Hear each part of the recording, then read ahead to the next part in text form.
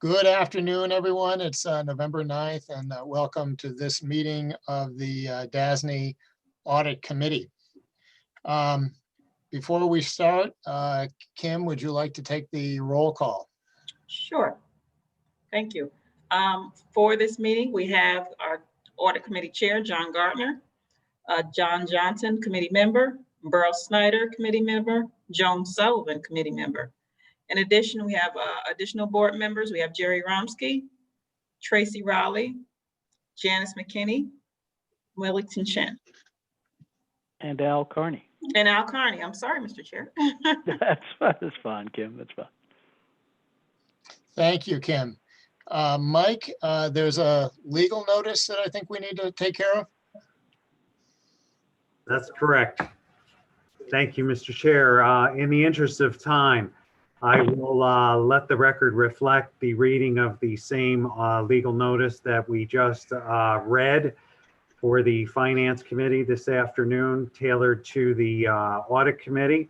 And I'll note for the record that at the time of the board mailing, staff anticipated an extension of Executive Order 202.1 to encompass today's video conference and telephone conference meeting of the Audit Committee of the DASNY Board. And I'll also confirm for the record that Governor Cuomo did sign Executive Order 202.72 on November 3rd, 2020, continuing the suspension of the open meetings law for an additional 30-day period through and including December 3rd, 2020, and that this meeting is being conducted in accordance with that executive order authorization. Thank you very much. Thank you, Mike. Behind tab 5 of your meeting book, if you haven't had a chance to look at the minutes in advance, the minutes for the June 23rd meeting are there. I'm hoping we can approve them now. Has everyone had a chance to look at that? Are there any comments or objections to those meetings or minutes?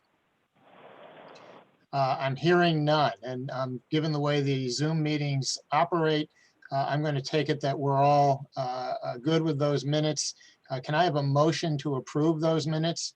Joan Sullivan, I make the motion to approve the minutes. Joan, thank you. This is Beryl. I will second them. Beryl, thank you very much.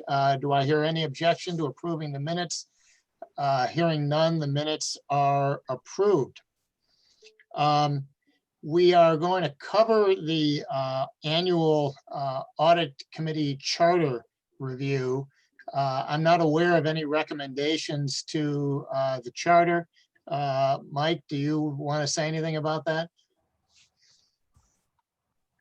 I want to make sure I'm not on mute. No, for the record, Mr. Chairman, staff has reviewed the charter document that's included in the packet and has no recommended changes for the Audit Committee to consider at this time. If the Audit Committee concurs, we'll note that for the record and move on. Otherwise, if there are any comments, feel free to note them at this stage. Thank you. Any comments? Hearing none. Our guest stars are with us today, Marie Zimmerman and Jeff Koch. I'm afraid that I'm handing you an audience that has just come off of a Finance Committee meeting. They're all exhausted, but I'm not, and I'm ready to listen attentively. Marie, would you like to talk about the audit plan for this year? I would. Thank you, John. Good afternoon. Good afternoon, Chairman, members of the Audit Committee and Board. As John noted, my name is Marie Zimmerman. I know most of you know me pretty well.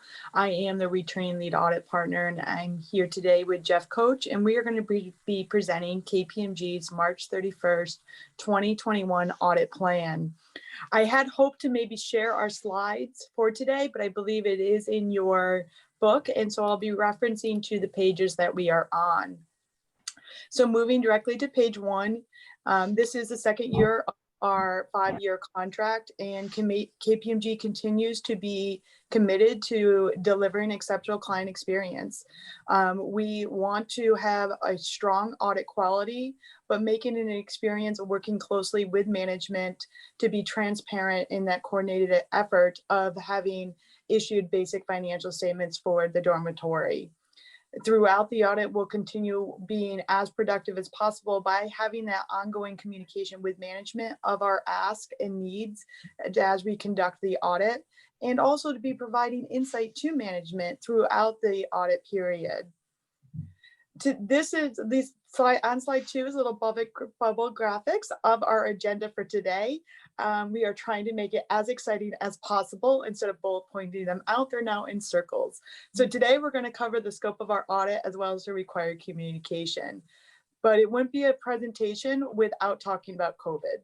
COVID is on everyone's mind. As you can know, it's evolving daily. Now there may be a potential vaccine as of this morning. KPMG's economist is assuming a weak global condition. They're assuming a very slow US growth with low inflation, and if needed, federal action will occur to keep long-term interest rates as low as possible to spur growth within the economy. KPMG's projection of the 10-year US Treasury bond is to be just above 1% by December 2023. We are a little bit skeptic compared to the industry average, which is just under 2%.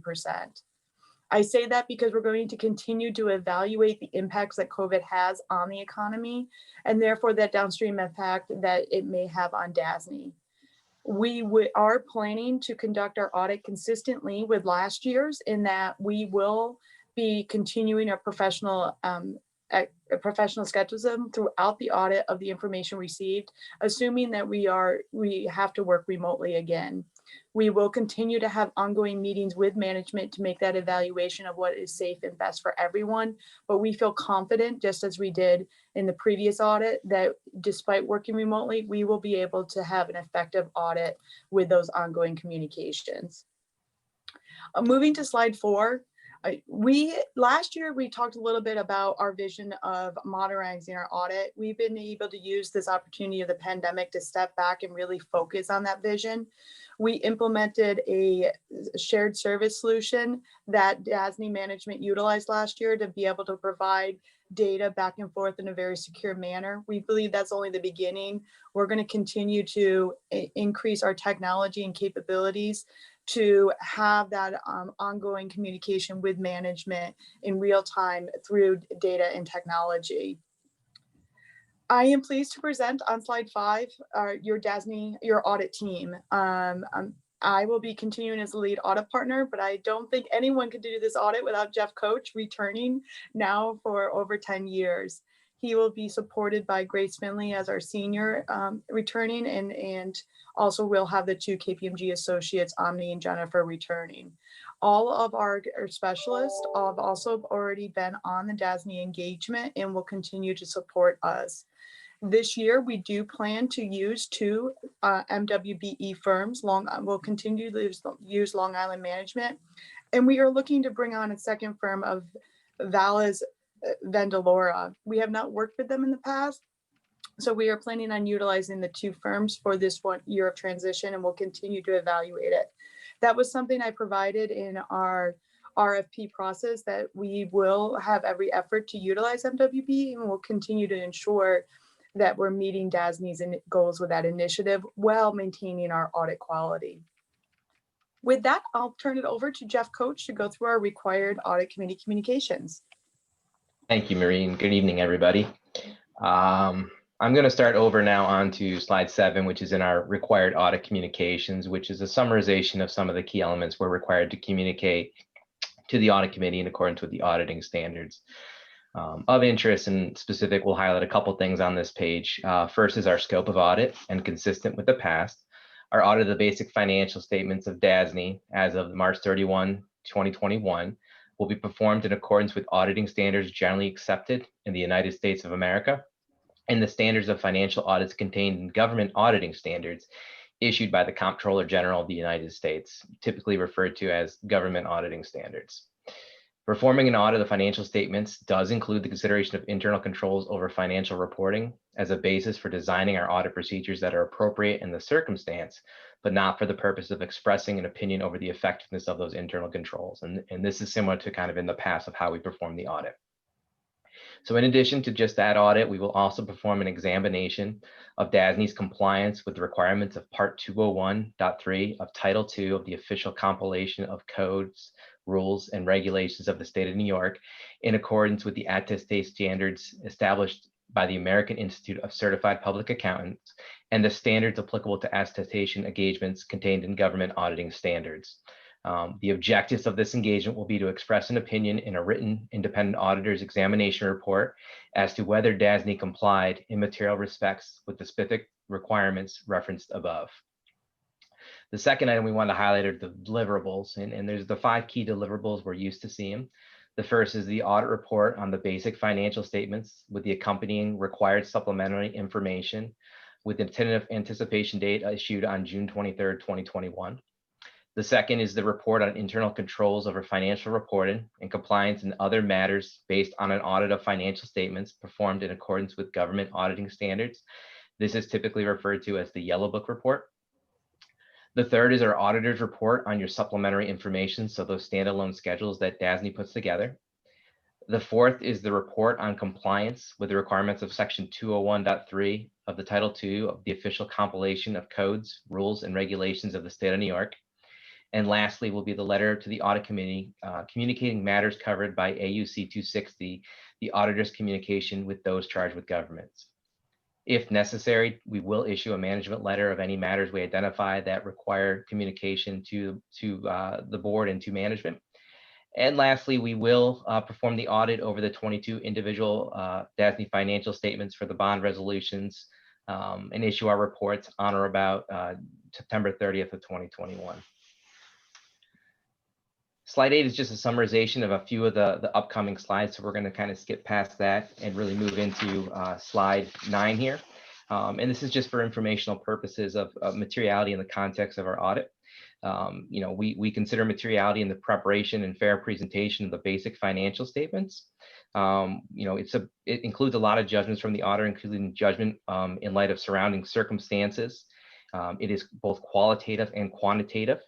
And it's determined based on professional judgment and affected by the auditor's perception of the financial need and use of the financial statement. So for these purposes, you're specifically various bond offerings out there, as well as the state of New York and the utilization they have to it. Moving to slide 10, this is just a presentation of our audit timeline, which remains relatively consistent with what we've presented in the past. We're currently in the planning and risk assessment phase, which will run through the end of the year. Here we'll meet with management, obtain an understanding and update of DASNY's environments, make inquiries of various individuals such as the audit committee and others within DASNY, including management. We'll work on coordinating our plan with internal audit, communicate the audit plan as we're doing today, and start to identify some of the key IT systems that we'll need to rely on as part of this audit. For our interim period of time, it'll start in January and typically run through March. That's where we evaluate the design and implementation of DASNY's entity level controls and process level controls, as well as those key controls within DASNY's IT systems. We perform walkthroughs and identification of the process of risk points of certain processes, as well as continuing on with our risk assessment procedures, identifying any additional risks that may come up during that time frame. Risk assessment is really an ongoing process. We do, while we talk about that in the beginning phase of this audit, is an ongoing process that really does hit all 4 phases of these audits and continues to evaluate, especially in light of the current COVID economic environment out there.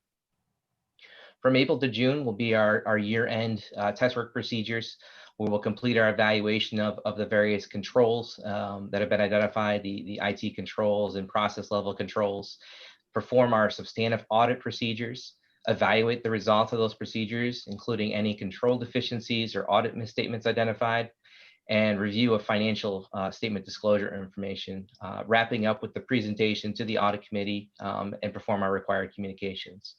While that is the majority of the work, there is still some work we have to do after that, which is the wrap up of the DASNY individual financial statements. And that work is typically performed from July through September on an annual basis. Moving to page 11, this is the start of our key areas of audit focus, and these have remained relatively consistent with what you've seen in the past. The key areas of focus start with cash and investments, where we'll perform confirmation of cash and investment balances as of March 31, 2021. We'll perform 100% confirmation related to DASNY's state debt and individual bond issuances. And then you'll have a residual population that will use a statistical sampling approach to select a sample in order to give us the adequate audit coverage that we would need for that area. Related to marketable securities, we'll perform price testing over all of those based on independent pricing sources, as well as review DASNY's presentation and the disclosures of GASBY Statement number 72, fair value measurements. And lastly, evaluate the procedures over investment for compliance with the requirements of Section 201.3. With leases and loans receivable, we'll perform tests of details on components of the roll forward, such as debt repayments, construction fund disbursements, and other activity during the year, as well as review the collectability of these balances as of March 31, 2021, taking into consideration any issues related to COVID pandemics and ability to repay and things of that nature on those bonds. For bonds and notes outstanding, we will send third-party confirmations for these balances, and our approach will be consistent with that in which we apply for the cash and investment procedures. We'll agree those balances to the individual restricted financial statements, as well as the amortization schedules that DASNY relies upon. We'll perform substantive procedures over interest on bonds and financing income, as well as the corresponding balance sheet accounts. And perform substantive procedures over the defeased bonds and notes to ensure compliance with the requirements of GASBY 7 and GASBY Statement number 23. And lastly, we'll review the accounting again for GASBY Statement number 86 and GASBY Statement number 88, which will be new for DASNY this year, and we'll talk about in a little bit. With regards to accounts payable and accrued expenses, typical of the past, we'll perform a search for unrecorded liabilities subsequent to year end and through the end of our fieldwork and evaluate management's assessments, and perform a test of details and analytic procedures over various accrual accounts, such as your construction accrual and other significant liabilities. With payroll and human resources, perform substantive analytical procedures over the payroll and human resource expenses. Moving on to the next slide, we have your OPEB liability, which is one of the more significant liabilities on DASNY's books that we look at. We obtain the actuarial confirmation from your actuary related to the obligation and involve our KPMG specialist that will assist the audit team in evaluating the assumptions utilized by DASNY in the calculation of that OPEB obligation. And we'll also review the GASBY Statement number 75 disclosures and required communication matters within your financials. Lastly, we have the financial statement preparation and disclosure, where we'll do various procedures such as confirming the interest rate swaps that are directly outstanding with the counterparties, obtain third-party attorney confirmations to ensure all liabilities are appropriately recorded if necessary, and review the accounting of the GASBY Statement number 68 as it relates to DASNY's pension share with the New York State Local Employees Retirement System. The last two items on here, we have about our IT control testing and tax specialists, and we'll talk about those in a couple slides. Thank you, Jeff. On slide 13 is our approach to fraud risk. As your external auditors, our responsibility is to plan and perform an audit to provide reasonable assurance that the material misstatements are detected, whether caused by error or fraud. So we focus on exercising a professional skepticism and executing on our fundamental audit procedures and collaborating a robust evidence that came from management that align with our professional standards. We do this to seek and detect material misstatements as a result of fraud. We do have the presumed fraud risk and management override, and we will design audit procedures around journal entries to mitigate that fraud risk to an acceptable level. Thanks, Marie. So I'm going to move on to slide 14, which is the involvement of others in our audit. And consistent with the past, we intend to utilize internal audit this year. We will utilize them for 160 hours of assistance, and we will coordinate with Kathy to schedule that and determine effective planning and ensure all timely communications of information to be able to meet the required deadlines at the end of the audit. The second highlighted bullet here is our technology assurance group, which has previously been referred to as the specialist. These group utilized as part of our audit to understand and test the significant IT processes and controls They focus on reviewing the relevant IT environments and perform a review of the technology risk and controls. Listed down near the bottom of that section, we have the systems that would be in scope, which include the JD Edwards system, the SunGuard application, and the SQL servers that relates to the bank reconciliation discrepancies report that we test as part of the investment reconciliation process that DASNY has. As I mentioned before, we also have the use of our actuarial specialists that will be involved in review of the post-employment and other employee benefit obligations to ensure conformity with the requirements of 75 and the reasonableness of key assumptions selected by DASNY in that valuation. And lastly, we'll involve the use of a tax specialist who will perform a review of DASNY's tax exempt status to ensure nothing has occurred that would disqualify DASNY's tax status, which typically is not given your governmental entity. With that, I'll turn it over to Marie to go through some of the new accounting pronouncements. Thank you, Jeff. If this presentation hasn't been exciting enough, now we get to go through the new GASBY pronouncements. The good news is with the COVID, GASBY did postpone the implementation of a lot of the pronouncements for last year. It gave management a reprieve and they were able to issue their statements on time. With that said, for this year under audit, March 31st, 2021, GASBY statement number 88, certain disclosures related to debt and borrowings and direct placements will be required. We have started working with management. We believe that this is going to have a low impact to DASNY as it will be mostly footnote related disclosures. The GASBY board decided that state and local governments had inconsistencies related to their risk for their government credit profile. So the main purpose of this GASBY is to bifurcate the identification of the bonds outstanding that were offered for public sale versus those that were not offered for public sale, or direct borrowings and direct placements, those terms that were negotiated directly.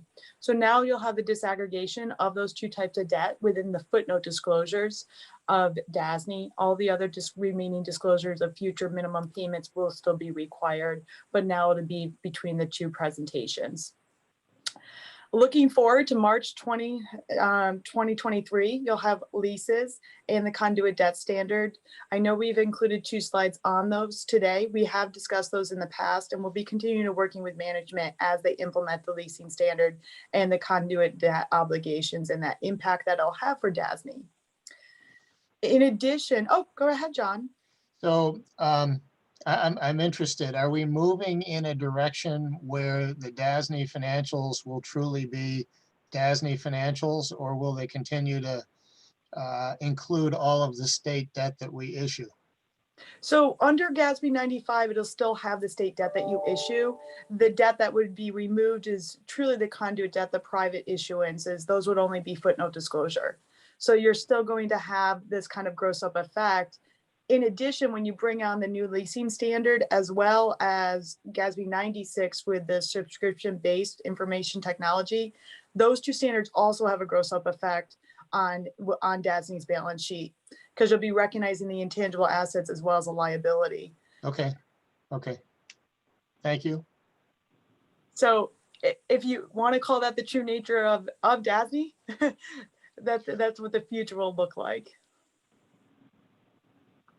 I'm just going to reserve. Go ahead. Continue. Going back to just to summarize, GASBY 93 is applicable for March year-end 2023. It's the replacement of the interbank offered rate as the global reference rate reform was approved. It is expected that the LIBOR rate will cease to exist in 2021.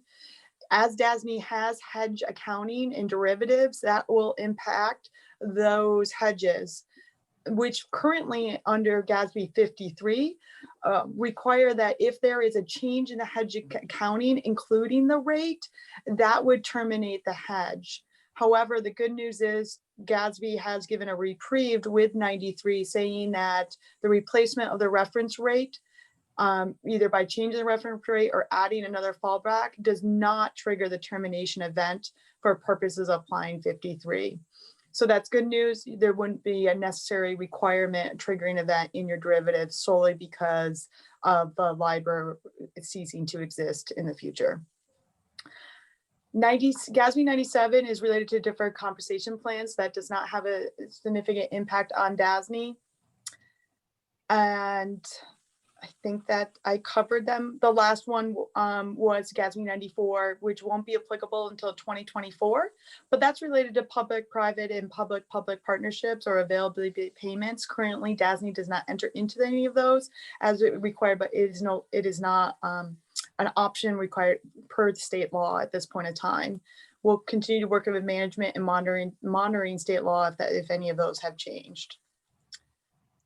That concludes my presentation on new and emerging accounting pronouncements. Does anyone have any other questions on those? Okay, moving along to slide 20. Yeah. This is a slide on our independence. KPMG evaluates our independence in fact and appearance in accordance with AIC and GAO standards. We evaluate any non-audit services prior to proposing an RFP or prior to entering into those audit services. And if any had created threats to independence that couldn't be mitigated by safeguards, we will not be performing those, we're not be proposing on those opportunities. At this point in time, I'm not aware of any opportunities that I've evaluated that would be create threats to my independence. In addition to looking at any services that we provide to DASNY, we also look at close relationships. And again, at this point in time, in fact, in appearance, I'm not aware of any that would create a threat to our independence. Moving to slide 20 is a listing of the responsibilities. As we have noted in previous audits, the audit of the financial statements does not relieve management or those charged with governance of their responsibilities. So management's responsibilities are noted in the far left-hand column, with KPMG's and other responsibilities noted in the other columns. These are consistent with the standards and consistent with our previous presentations. So now moving to slide 22. This is a list of inquiries that, in accordance with auditing standard 260, your external auditors are required to be made aware of if any of these information is if you have knowledge of any of this information. I was going to say we could do that in executive session if you have any. If we're not going to go to executive session, my information is on the back of this presentation. Please feel free to reach out to me if any of these questions trigger something for you that you believe I should be aware of as your external auditor. That concludes our presentation for today. Does anyone have any questions?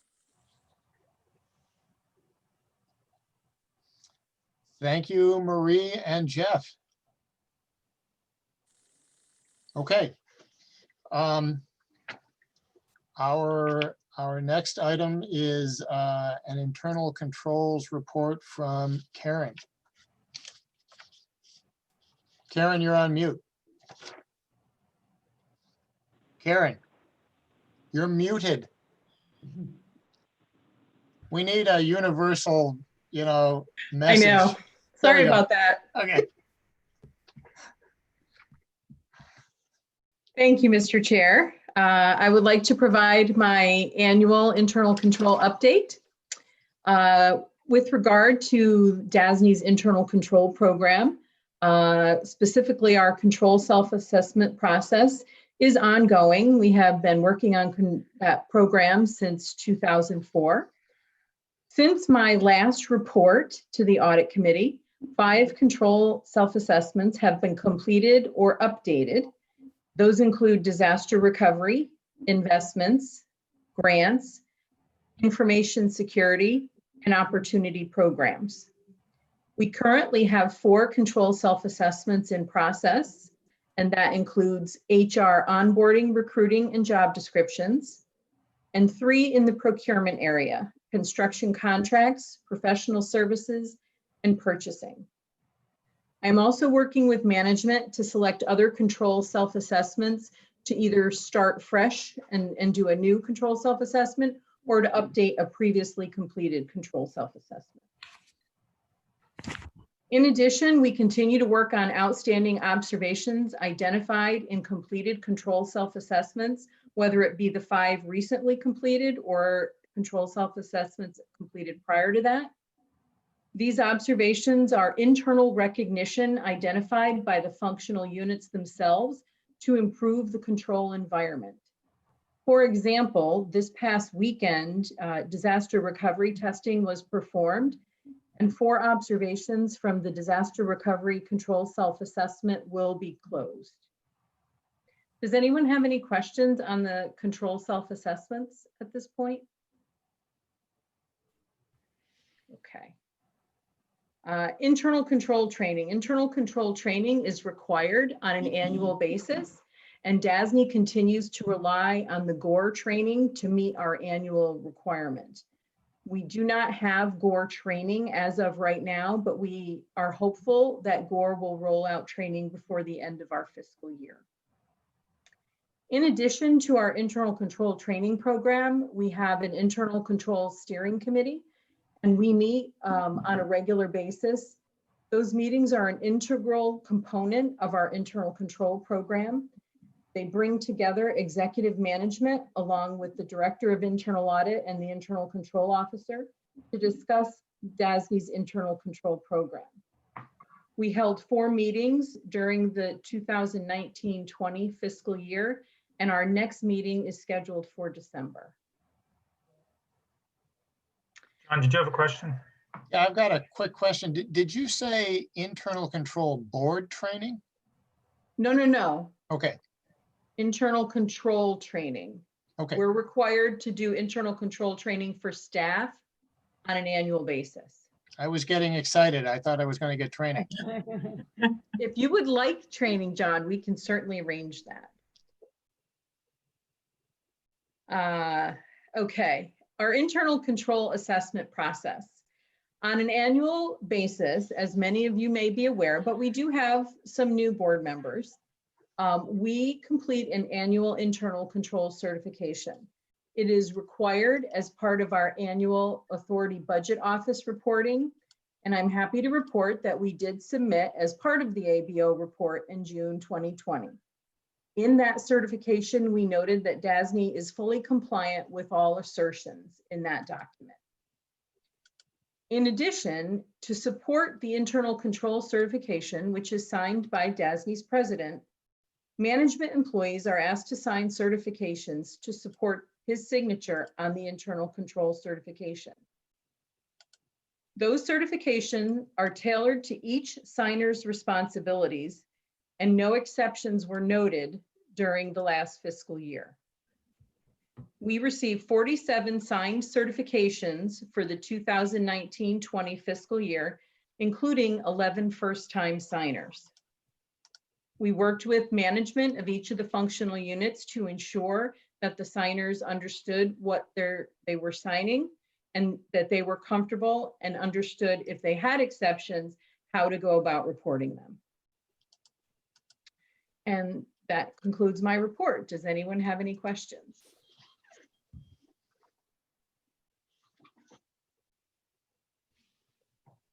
Okay, thank you, Karen.